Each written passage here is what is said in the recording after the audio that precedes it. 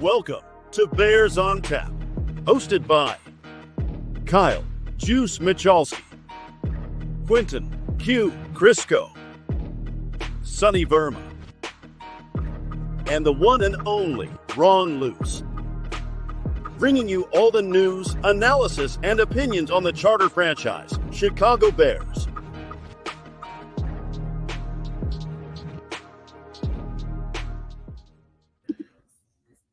Hello, Bears fans, and welcome to a brand new edition of Bears on Tap. This is a special little show here tonight. We're not going to get too crazy into the weeds. We're not going to get too over the top about anything just yet, but Bears football occurred today. For those of you that don't know me, I am Ron Luce, here recapping a Bears, we'll call it a win, quote unquote, 21-17 in the Hall of Fame game over the Houston Texans. This was a fun game to watch. You saw a lot of people talking about you got to be sick to watch the backups. I think Bears fans are just craving football in 2024. And that's really where this episode is focused in terms of the energy, in terms of the thoughts, and in terms of what we're going to talk about here for the next 25 to 30 minutes or so. Before we get into everything, I want to encourage all of you, head over to the YouTube channel. If you're watching on X, if you're watching on YouTube, head over to X. Follow at OnTap Sports and on the socials. Like, subscribe on the YouTube at OnTap Sportsnet. Hit the little bell button as well. You always know when all of our shows go live, including us here at Bears on Tap. And yes, be sure to follow at Bears on Tap on the socials as well. I am solo here tonight for those that are curious, because we had some co-hosts doing some things. Q was in commute to the city of Chicago to visit some family. Sonny had some things going on himself, and as did Juice. So we're here to just at least tease you, because Bears football is back officially. It counts. It might not count in your head, but it counts. Preseason game number 1, the Hall of Fame game, obviously this coming weekend. Steve McMichael as well as Devin Hester will go into the Hall of Fame, adding to the laundry list of Chicago Bears that are in the Pro Football Hall of Fame there in Canton, Ohio. And with this game at Tom Benson Hall of Fame Stadium, the Bears took the field against the Houston Texans. Tyson Bagent only played one drive in this game, but no big deal. I think Brett Ripien stole the show at the quarterback position. For starters, it clearly shows that he knows the Shane Waldron system. You know, he had time with him in Los Angeles. They have crossed paths elsewhere. Very much the quarterback that the Bears brought into the fold because of knowing Waldron's system the way he does. Executed it really, really well tonight. Made some really nice throws, was zipping the ball all over the yard. And it led to a really entertaining football game. I know there's a lot of people that are sitting around looking at this game going, there's maybe 6-7 names in the course of this game that people truly recognize from the standpoint of the Bears, as well as the Houston Texans for that matter. Obviously, we got to see a little bit of Davis Mills in this game early on. But I think it states how important having guys like Brett Ripien in the room are. They don't always have to be the Nick Foleses, the Andy Daltons, right? We've seen those guys come through Chicago over time. Seeing a guy like Brett Ripien do what he did tonight is encouraging. And it was, I think, what tonight was, and I saw a lot of great Bears minds on socials talking about this tonight, Robert Schmitz, among others, of just this is the Shane Waldron offense. Like, this is what you can get used to with a guy like Caleb Williams pulling the trigger once we get deeper into preseason and ultimately into the regular season here in really about a month, right? We're just a tad under a month away from the first regular season game here for the Chicago Bears. The weekend after Labor Day will be game number 1. That'll be them hosting Tennessee Titans at Soldier Field. So we got a taste of that tonight. You know, Brett Ripien put up more touchdowns in this game tonight than he has in an entire season of play in his NFL career. Really, really did a nice job orchestrating the offense here tonight. Another name that we need to bring up too, as well as Colin Johnson. Talk about having a game. Every single catch was highlight reel, whether it's him just on a go route, using that size to go up and get it. He caught himself 2 touchdowns in this one as well. great to see. That's the type of guy that could potentially make this roster as, a fourth, fifth receiver at this point, right?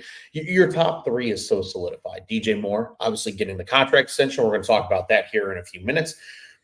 Keenan Allen, Rome Odunze. But then you have Tyler Scott, and it's a lot of unknowns. Obviously, Velus Jones-Jr. is still on the roster. He's probably more of a kick returner, though, than anything else at this point. You look at other guys on the roster that have now departed, right? There's no EQ, no Equinemius St. Brown anymore. None of a couple of these other guys.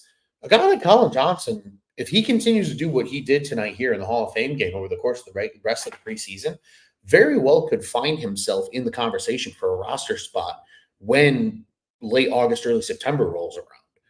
And that, from what he demonstrated tonight, he went up, he was going to get balls, making big plays, things that you want to see out of depth, right? That's the importance of games like this. It's not about, oh, these guys are going to play and whatever. No, their entire role is to showcase the depth of the roster and ultimately make a roster spot and fill out this 53-man roster with as much talent as you humanly can. That's exactly what they did tonight. Colin Johnson put on an absolute show. He himself was fun to watch. You like good receiver play? That was a lot of fun to watch. Even the one play didn't count after review. It doesn't matter. The fact he went up there, gave the effort. That was an impressive effort on the play. Made a couple other great catches as well along the way.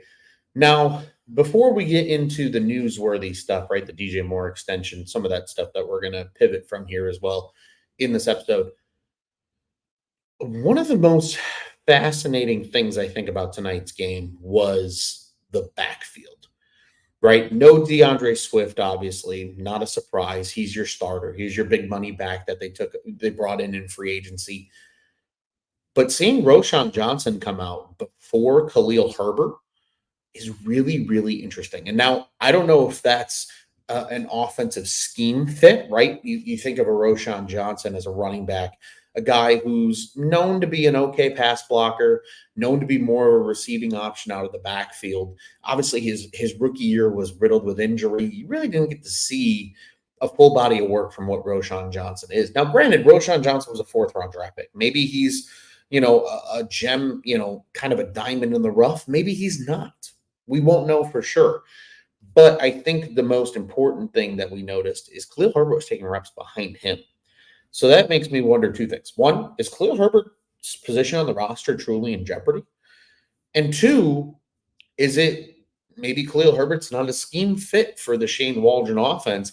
Does that mean the Bears look elsewhere, maybe try to trade Khalil Herbert here within training camp and go out and get a different third back, or maybe a different second back and have Roschon Johnson on your roster as your third back for the sake of depth?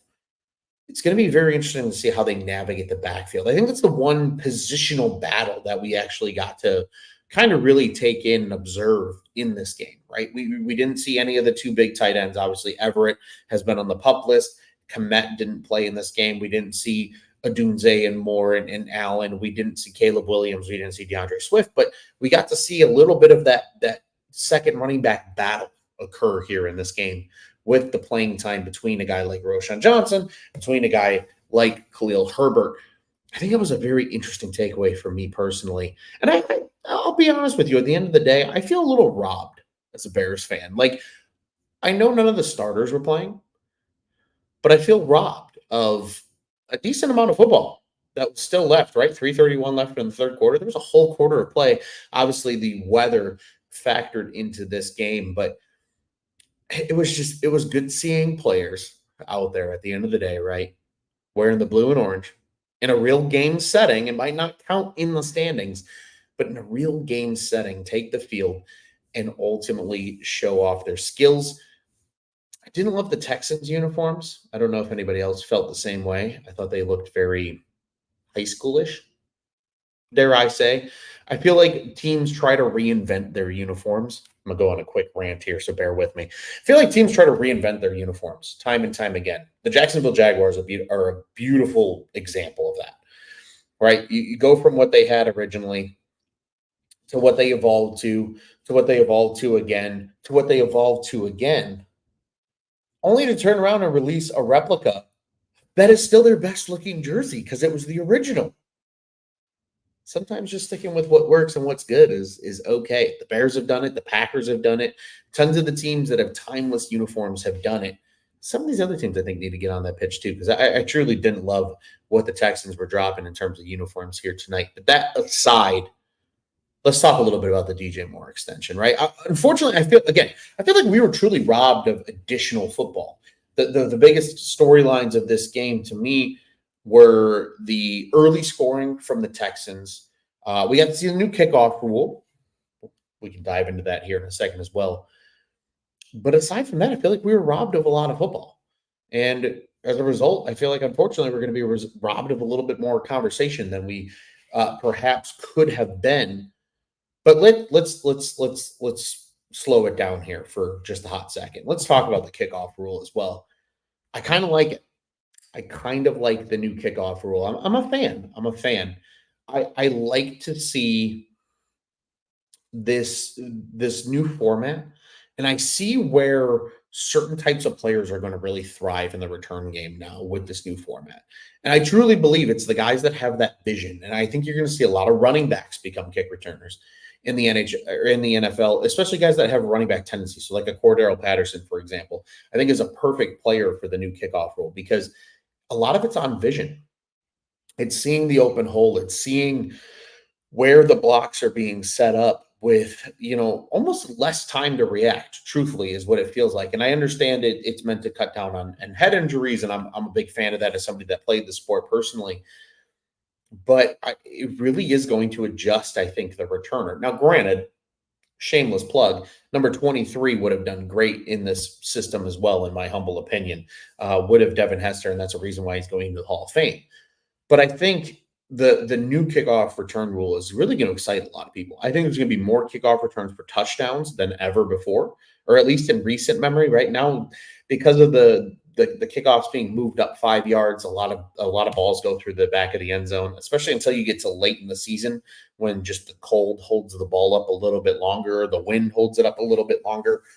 Now you're going to start to see more kickoffs, more high action plays, more fun on the kickoff again. That makes it exciting for fans because I think a lot of that was taken away with some of the kickoff rule changes, understanding that it was meant for player safety.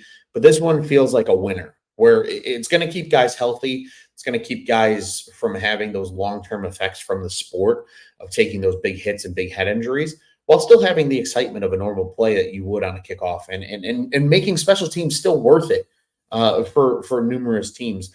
A quick comment here from David Snyder. He says, watch some sports betting shows. They were trashing Caleb bad, so the Bears don't have a quarterback, talking about dishing a dude, picking the Bears to win 4 or 5 games at most. Come on. And I think a lot of that is unfortunately just teams and really just coverages that don't know what's going on with the Bears, just wanting to spew headlines. That's all that is. He's an easy target. He's the easy target. He was the first overall pick. He's going to be the guy that people pick on from now until the end of the season.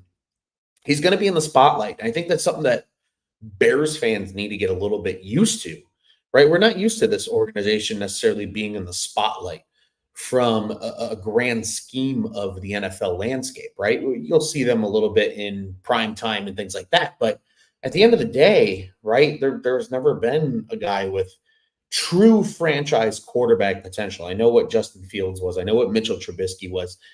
Caleb Williams is probably the best quarterback prospect to come into Chicago as a rookie. And being the number 1 overall pick, it's the first time that the Bears have ever actually used the number 1 overall pick to make a selection. First time they ever had the number 1 overall pick was obviously last year when they traded away to the Carolina Panthers and made everything work. I think at the end of the day, we are going to see tons of criticism. And I think that's why Hard Knocks wanted the Bears on HBO Hard Knocks, because that's going to generate headlines and viewers and numbers. The same goes for everything else in the NFL. So the Bears are going to win more than 4 or 5 games. I think the Bears are probably going to win about 9 or 10 games. Realistically, I think 9 is my sweet spot.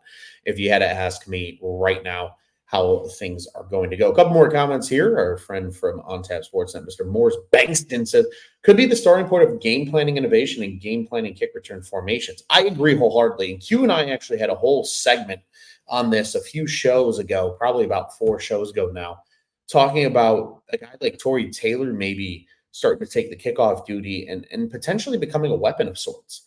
Like, they don't tell you have to line the ball up on the tee. What if you line it up a little sideways? What if you give it a weird little spin?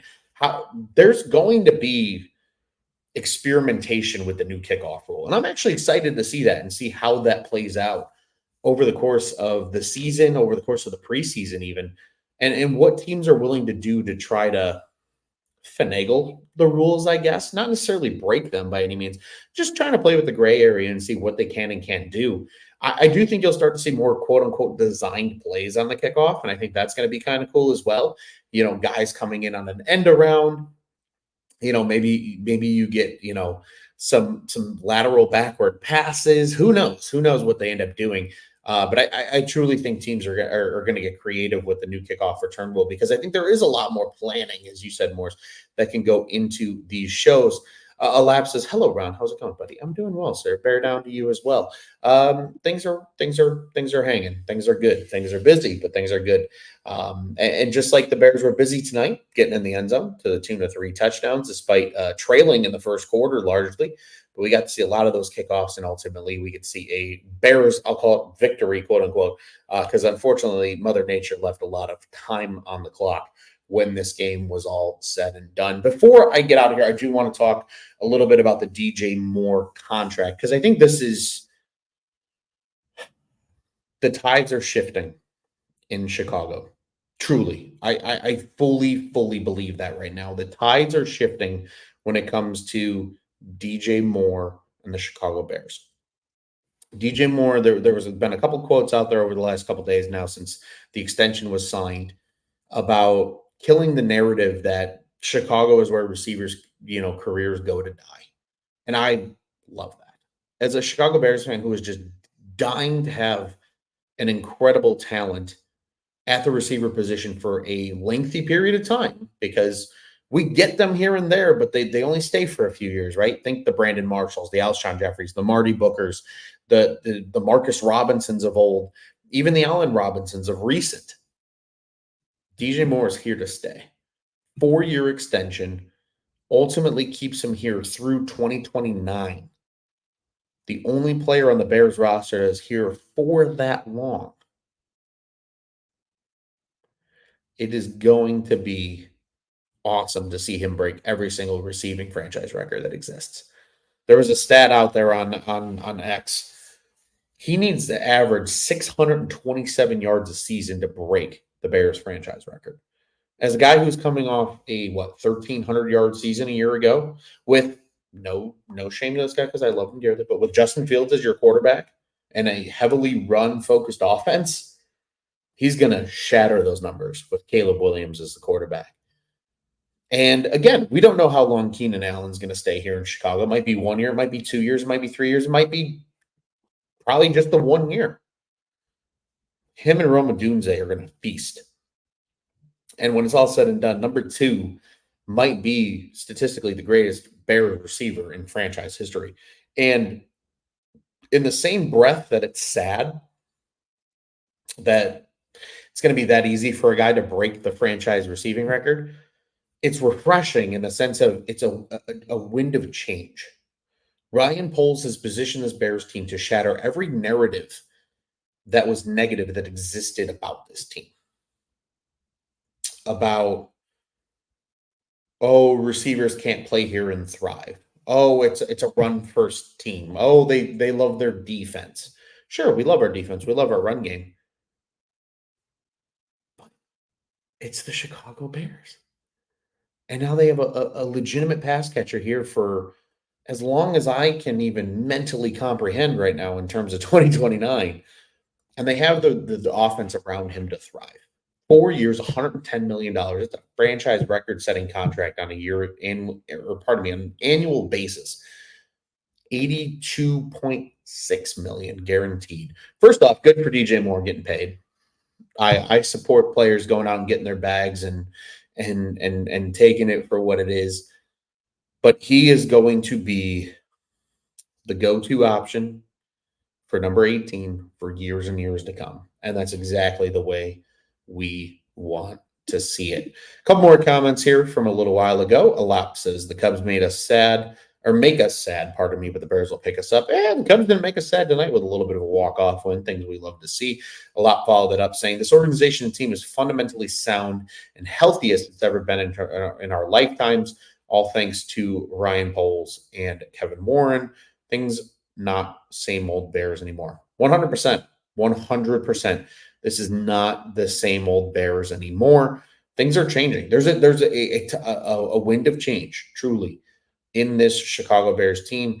A Hall of Fame game like tonight, him and both of those gentlemen mentioned, Poles and Warren, on with the broadcast talking about everything, the excitement around this team, the blunders being just the sloppy preseason football, because this is earlier than any preseason game that's on the schedule, and bad weather is only what made it end earlier than it needed to. But things are not the same old Bears anymore, and you love to see it. Darren joining us. He says, sorry to crash the Bears convo, but one word and I'm out. Mike Talkman. Amen to that. Hey, Cubbies win.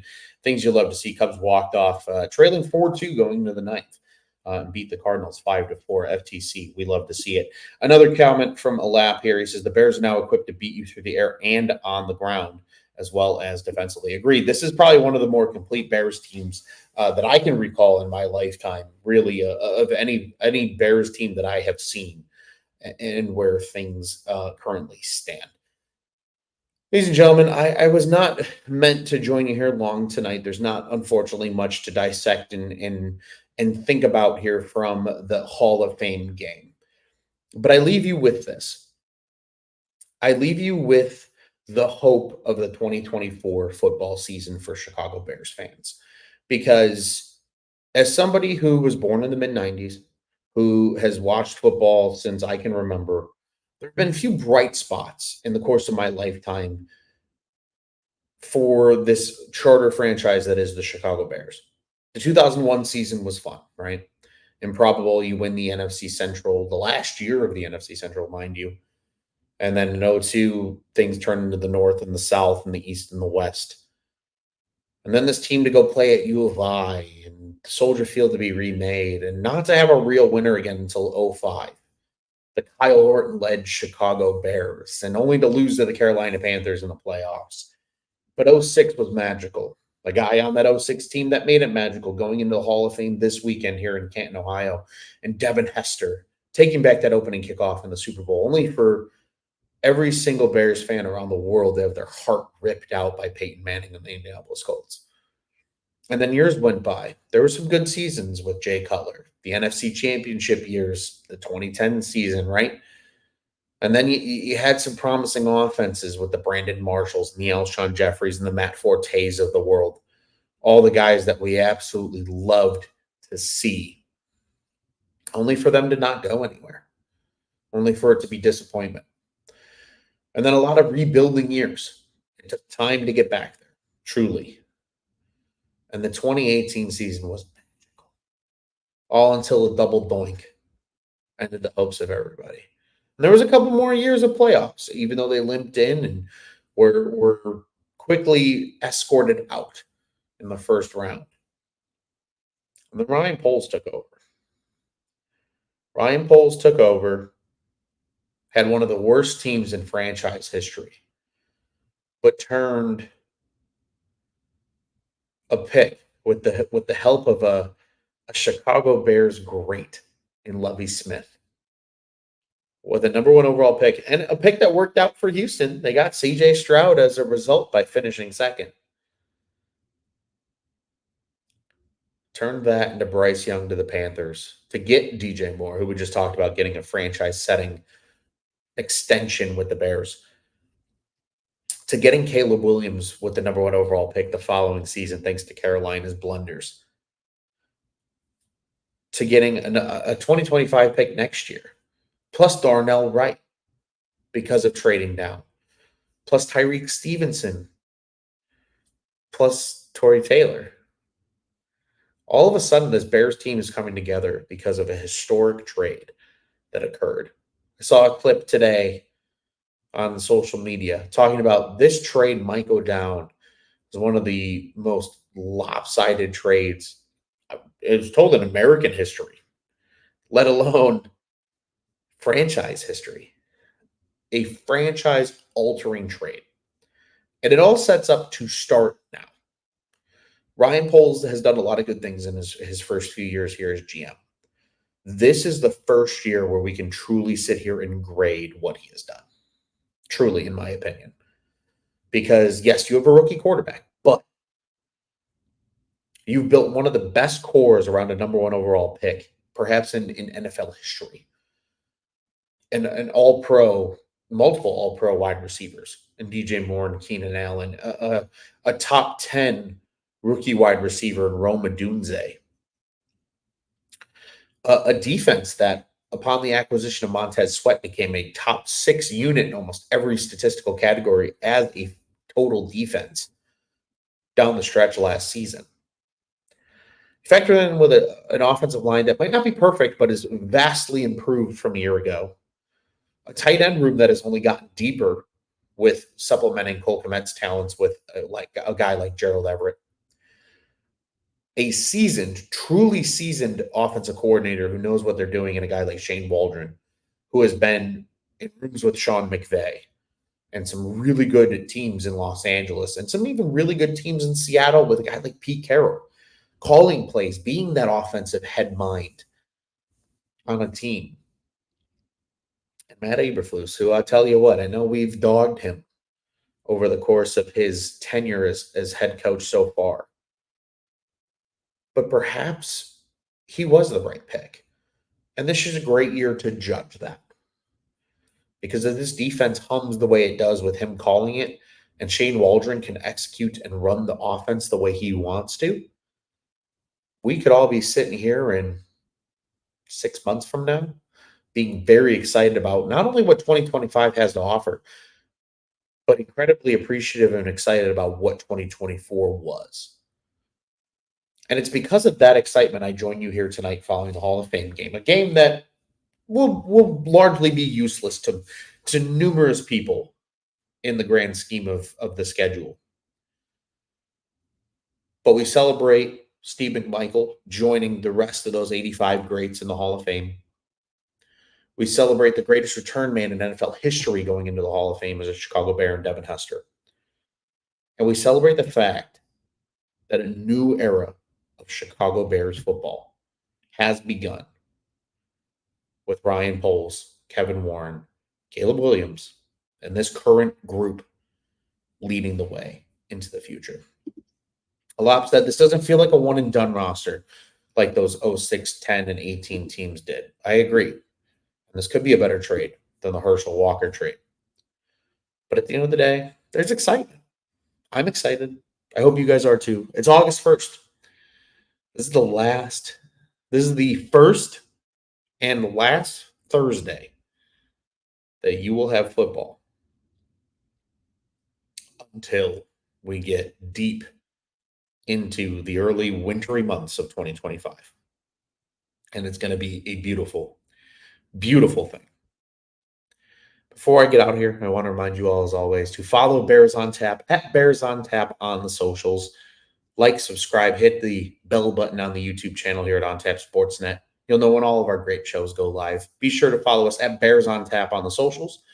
Be sure to follow all of my great co-hosts.